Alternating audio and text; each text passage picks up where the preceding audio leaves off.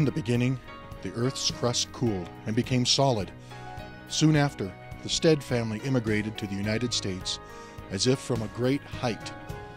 Finding themselves in the desolation of eastern Pennsylvania, unable to afford even a house with a front, the family sent poor Richard to work at the pie stand under the tilted statue of a Pennsylvanian dictator. Painful years of minimum wage data entry followed, but at last, Richard fulfilled his dream and became Dr. Richard Stead, seismologist.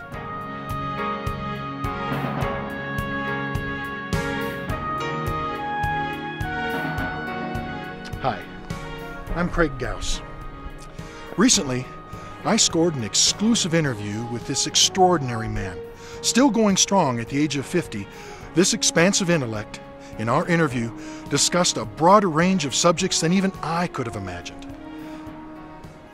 So, Richard, turning 50 is a true change in magnitude. What's it like going from 49 to 50? When you go from one unit of magnitude to the next, it's not an addition anymore. To go from 6 to 7 is not an addition of 1. It's a multiplication by 10. So, now that you're 50, what's it like getting out of bed? Much the same way as if you had a very large block of something heavy laying on a surface and you're pulling against it and it doesn't budge for a while. And eventually it just lets go and it slides across the surface. So, do you feel larger in the morning? It's such a large area that's sliding.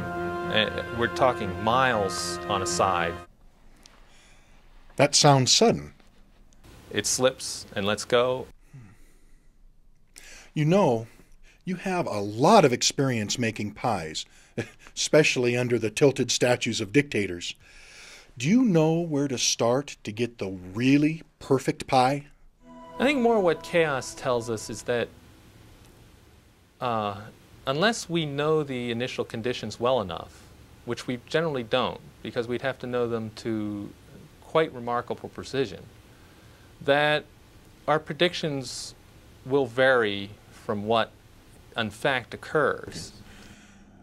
So why did you choose to become a seismologist? It's always fascinated me from when I was young. I've always been fascinated by the power of earthquakes, the power of volcanoes, the other power that I see in the earth. And I still am. For example, I love to go out and watch a thunderstorm. It's just that fascinating.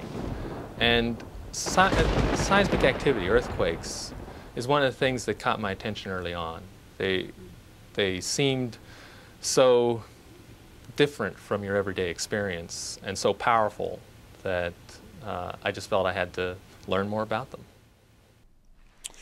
Okay, now you're our Sunday school teacher, and we often go to you for questions about the Bible.